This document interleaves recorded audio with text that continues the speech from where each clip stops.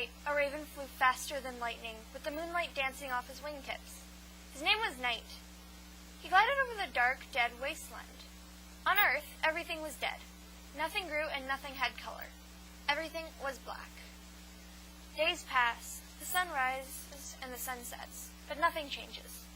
It's about time some things change, thought Night. I will bring life, warmth, and the changing of weather. I will bring seasons. I will fly across the whole world if I have to. I will find them. He first flew to the mountains of ice. There lived the Ice King in his shining ice fortress. It was a cold, tiring flight, and he arrived a good week later.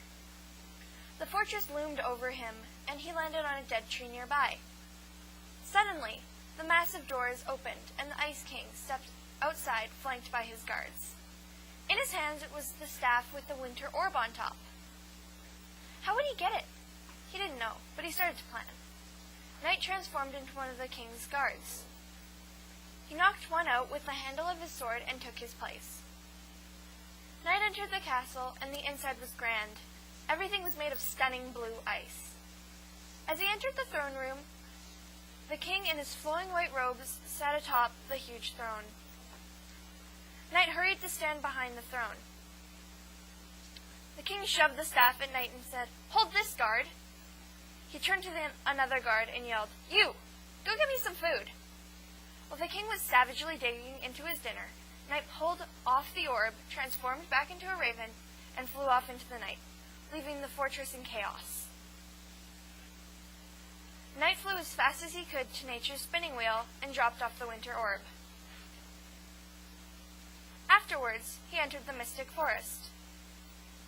He winded his way around the trees until he came upon a windy clearing with a giant tree house up high in a great oak tree.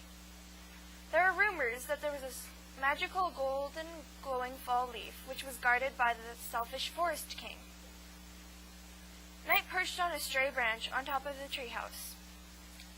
There was a big hole in the roof for sunlight and smoke. Below the hole, on a golden pedestal, was the golden leaf. He decided to talk to the forest king. They argued for hours. Night finally came up with a solution. "Why don't you lend me the leaf for one day, and then I will return it to you and leave?" The king agreed, and Night flew away with the leaf, but never returned. He dropped off the leaf and set off again. Night decided to go get the spring crown next. He flew the long journey to the beautiful valley and stopped only once to hunt. Night swooped down, grabbing a mouse in his talons, and ate it on the way. The valley was truly beautiful. It was the only place where life grew.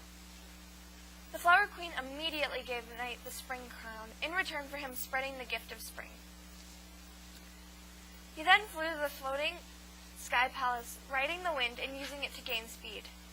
In the Sky Palace lived a gorgeous boy-crazy queen.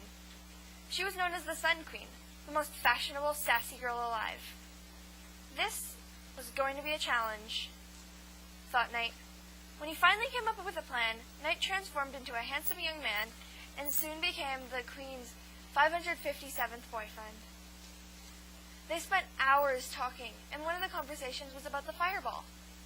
The Queen told him never to speak of it. Night asked if he could take a look at the fireball, and the Queen agreed, but told him he was not to touch it.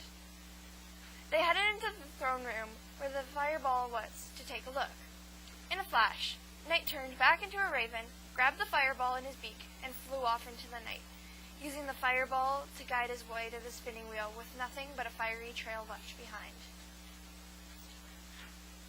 It was a long trip, but he made it back in 2 weeks' time, non-stop flying. When he got back, Mother Nature congratulated Night of his brave soul and placed the fireball under the summer spot on the wheel. Mother Nature spun the wheel, and the arrow landed on spring, and flowers started to bloom. The trees started to grow, and everything was beautiful. Now that Night has brought seasons to the world, Night became a hero to all, and this story was passed on from generation to generation. The end.